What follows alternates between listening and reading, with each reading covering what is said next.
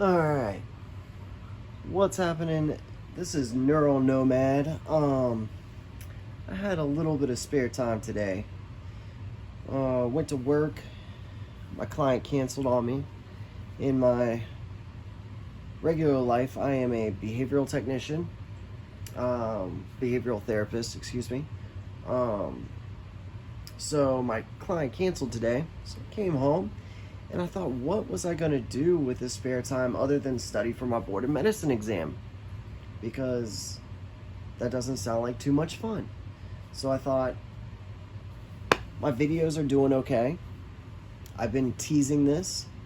Why don't I just go ahead and jump into bringing about my first rifle purchase to you guys. One in which, although I do want to purchase a Daniel Defense and a Q Honey Badger, I really, really thoroughly love this gun. I did a lot of research before I purchased this. This is my first ever introductory into the AR platform. I have never fired an AR before. I purchased this gun. Went to the shooting range, explained it to the range officer that I've never shot an AR before. I saw a whole lot of videos on it. But yeah, they taught me everything that I kind of learned through the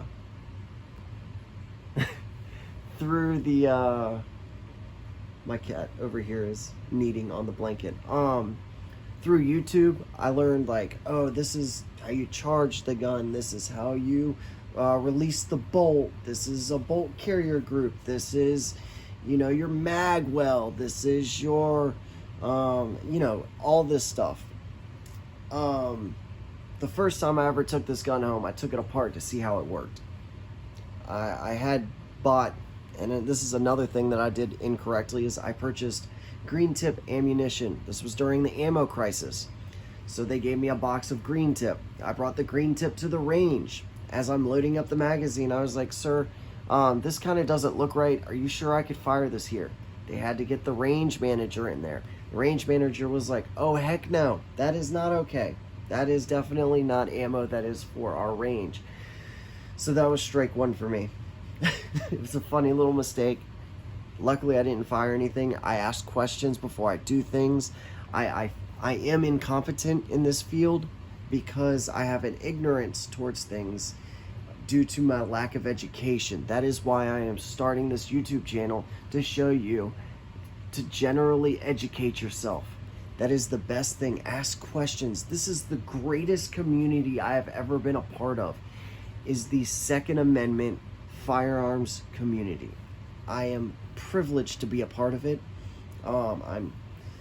In my mind, I am going into the rankings. I'm getting up there as I've accrued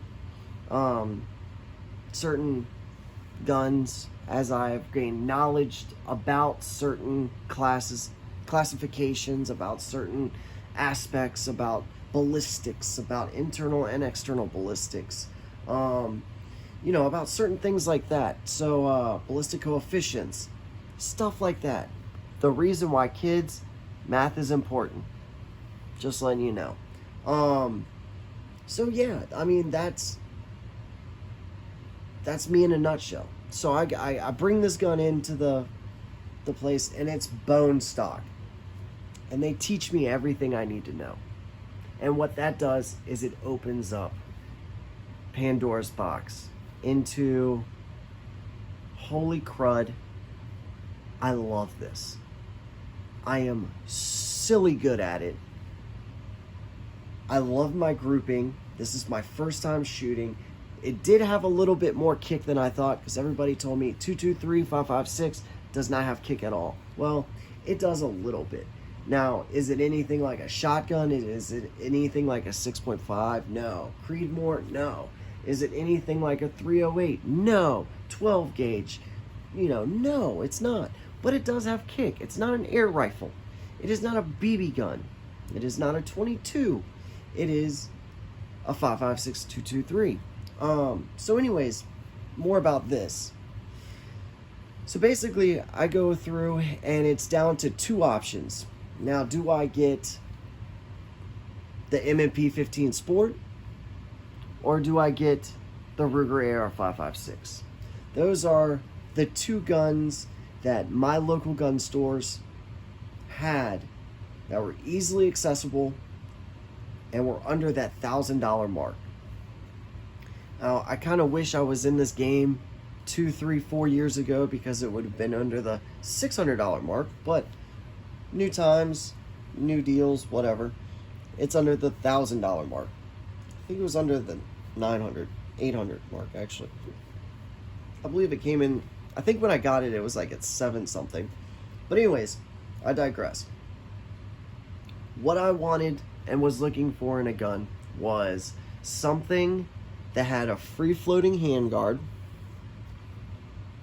and something that looked nice.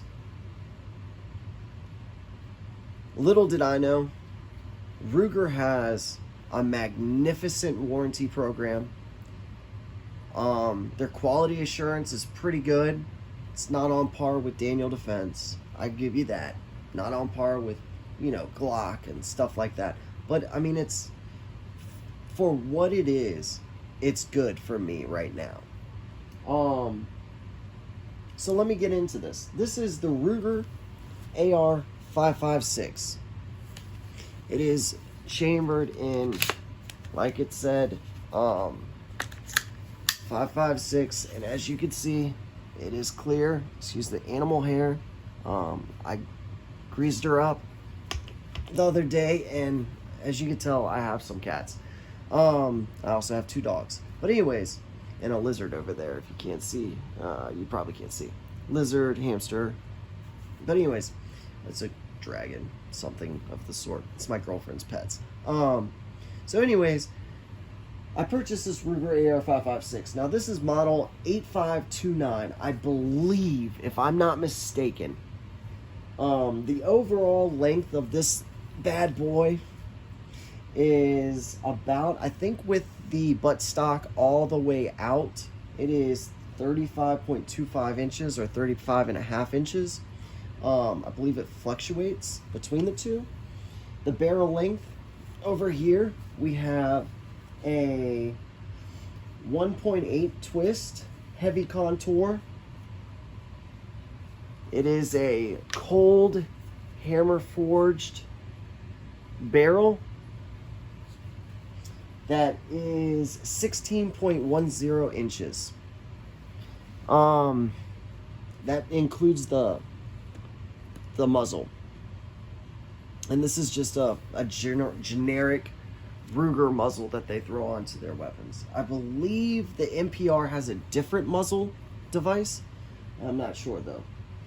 But you know, moving on back, we have the free float handguard with M-LOK slots at the 3, 6, and I think up here it's the 3, 6, and 9 o'clock positions. So you have it in the side, the bottom, and the other side. And then it's basically covered in a, what Ruger calls the Type 3 hard coat anodize. What does that mean to me? I have no freaking clue, man. It's just pretty cool. And it comes in stock without any sights. That includes backup iron sights. So stock. When it has everything mil spec, everything stock, 100%. So not what you see here. Without the red dot, without the backup iron sights, without the pistol grip, the buttstock, you know, the BCM up here. Without all of that, it comes in at, I believe, 6.7 pounds is what they quoted it as. So remember now, ounces equal pounds. You know, you start putting things on and it starts getting heavier and heavier and heavier and heavier. And that's when you start getting into, well, this gun right here, I've put so much onto it. I could have gotten something else and put all this onto it and it'd been lighter. I paid like what, an extra $500 for a Daniel Defense or something. I have since shot things like Daniel Defense, BCM, I believe it's called Noveski, something like that. And all of them are fantastic guns, but I keep coming back to this one. Now, will I buy those? Yeah, probably. But I really like this gun for what it is, for how much it was, and for what it does. It's phenomenal. I really enjoy it. So let's get into a little bit of the specifics.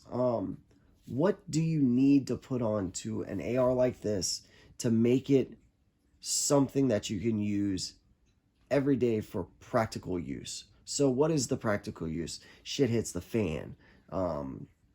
Personal defense. Would I use this as a truck gun? No, probably not. It has a 16-inch barrel. It's hard to clear things with 16 inches.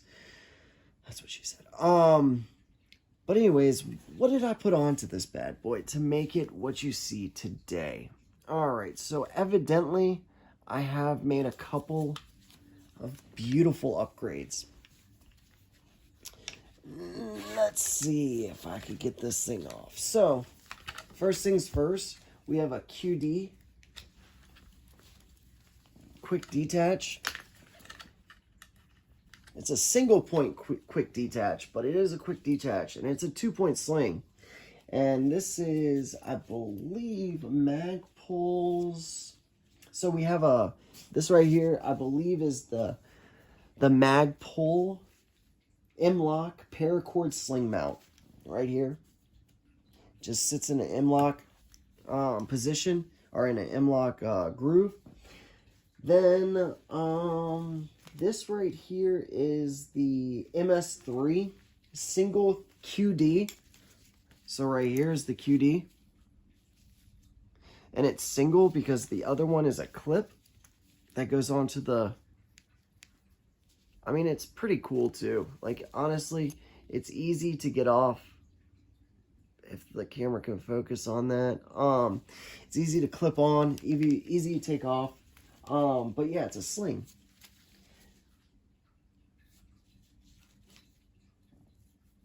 Next up, we do have, like I said, the BCM pistol grip. This is not the stubby. This is the cheaper one. The stubby was like 70 bucks or something like that. This was only like 20, to be honest with you. I don't know what it is now. I'm just telling you what it was when I got it. I messed around with the pistol grips. So at first, it comes with an A2, just regular mil-spec pistol grip. I put the Ergo pistol grip on, and I liked it, but when I grip my AR, either in a prone or standing position, I do grip pretty hard. So the Ergo, I felt like I was like white knuckling it all the time. So what I did was I went back and bought I think this is a Magpul MOE K2 Plus, and fell in love. This thing is sick. This thing is magnificent. I believe, yeah, I'm not going to be able to get that open with gloves. I don't think. No, I'm not going to be able to, so I'm not going to even try it.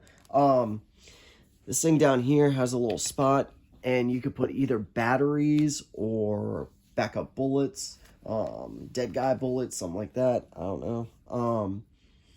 Then I got the B5 SOPMOD Bravo Buttstock. This is not the B5 super expensive one that both sides protrude for the cheek weld super far.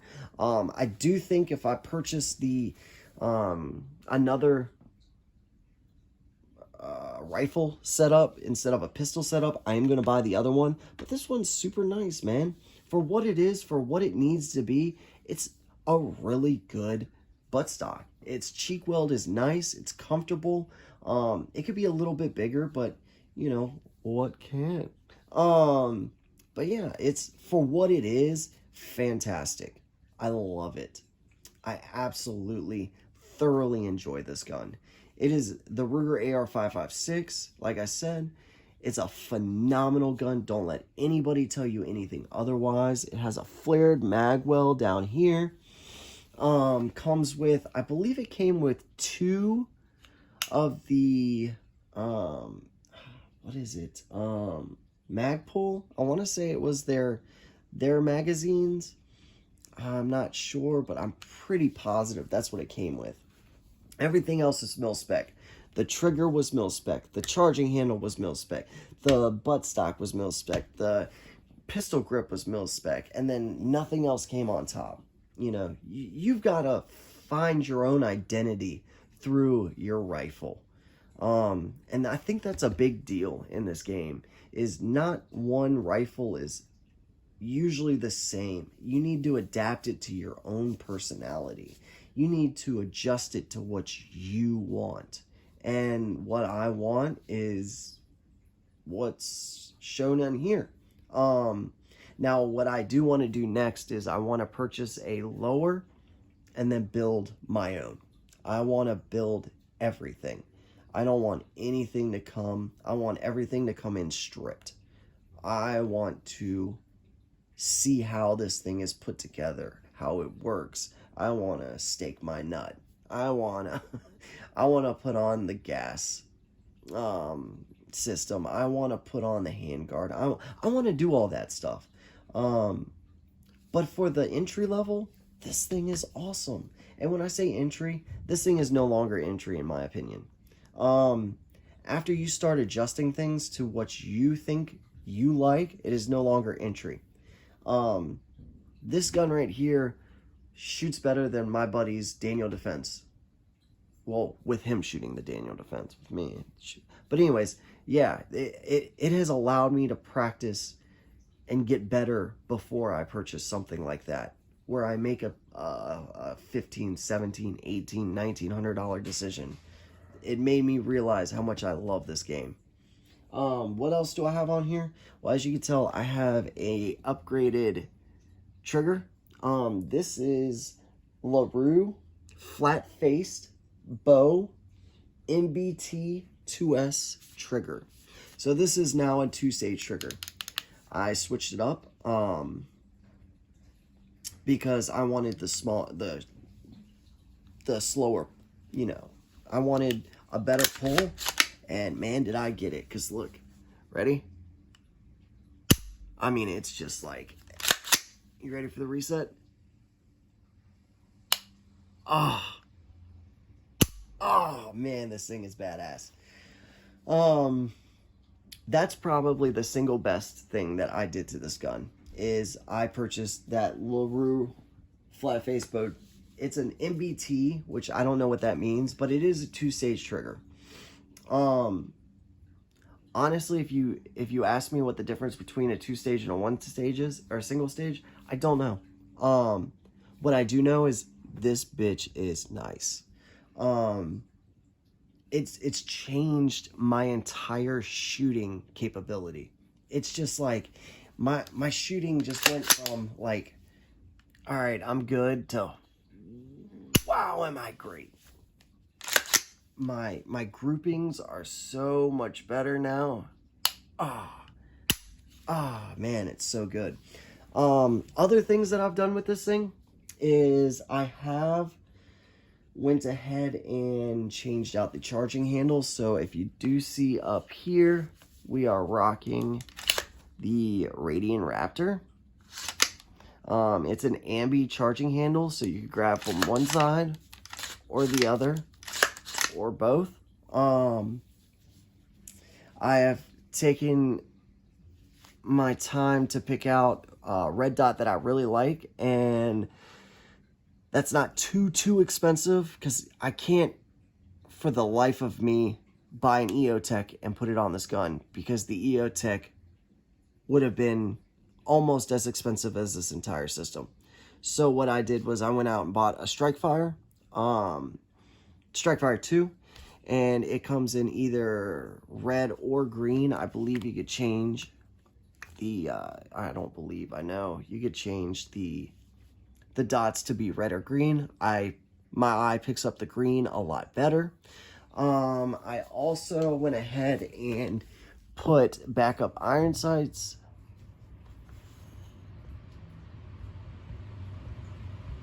What just happened?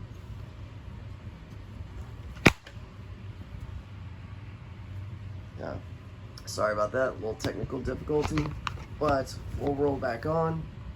That's what happens when you use your phone as the camera. But anyways, I put on backup iron sights at a 45-degree angle. These are cheap backup iron sights. Just deploy like that. Like I said, cheap backup iron sights. Bolt carrier group is still mil spec. Everything is good to go.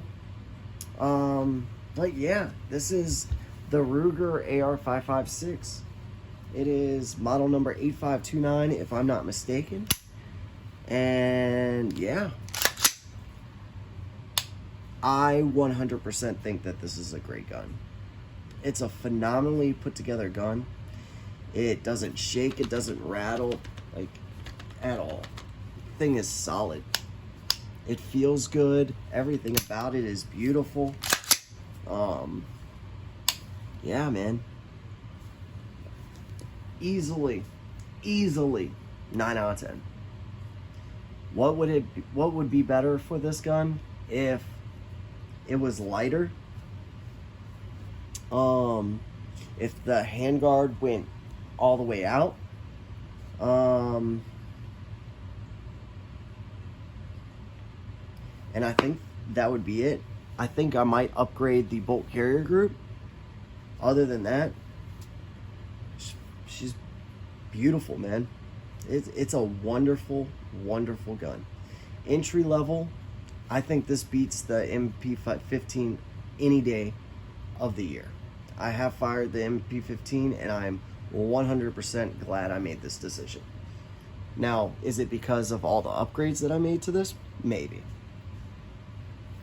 But I'm 100% glad that I got this. There are now slowly trickling back into the local gun stores. There are some things coming back into stock, like Springfield's. I believe they have the Saint. Their lineup. I believe, what else is pretty entry level? Wilson Combat, maybe? No, that's not entry level. Yeah, I mean, the main two that pop in my mind is Ruger and Smith & Wesson. And seeing as though I'm not a huge Smith & Wesson fan, I mean, the choice was pretty easy. So yeah, there's the Ruger AR-556. And next, I'll probably do my Kel-Tec update, because I do have an update for that. So look for that in a little bit. And a possible new purchase that I just made a couple of days ago. Getting back into the Glock game, fellas. Alright, well, this is Neural Nomad. I appreciate you guys watching. Like and subscribe, baby.